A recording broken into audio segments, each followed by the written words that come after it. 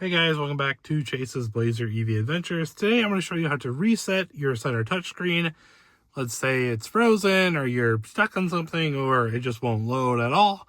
There's a really quick and easy way to do this. First thing you need to do, car has to be turned on, make sure it is in park, and all you have to do is hold down the call end button on the steering wheel for about 15-ish seconds.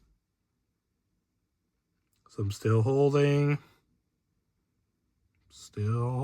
and then eventually it will come up. Infotainment features unavailable, see dealer to restore system. That's normal.